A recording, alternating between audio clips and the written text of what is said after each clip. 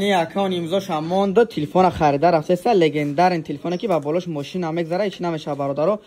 خونر ایکس 9 لگندر تلفنی که باتریش 8300 مچه با همین سنکیش در سال 2025 احمد باتری که کلون همین تلفن داره. اکرانش رو شاید 120 هرتز کار میکنه. تلفن در کمپش هم چه داره.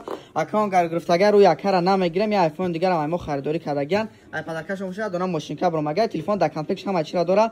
پلیونکا زاسکو درست دیگه چخول بلوک کابل همه چی در داخل خودش هست. اکان نرخ نو چخله. عکس تاشو کنه کامرا اینستاگرام یوتیوب تلگرام همه کانال همه طرفه بده. گابن سکر روزای نقد استفاده کنه. کدوم داخل تلفن نرخ ارزان خدر کنه. مرحمت برادرا میتونه مراجعه کنن. همه نمود تلفن اورجینال یا سولا گارانتیش خاطی گنده تلفن با خاطر برادر کدوم دادکار میتونه در رقم رکندگی برای نقش فهمیدن و که دستف کذا کس کدام مراجعه کنن. نرخ همه تلفن در تلگرام کدوم در سلکه تلگرام در کاره در کامنتار کلمه نرخ نوشته سلکه تلگرام شما در روان میکنیم. برادر داشته است میتونه که بگیرن نرخ خوبه. گابن سکر روزای نقد استفاده کنه. رقم در روی کنه برادر میتونه مراجعه کنن.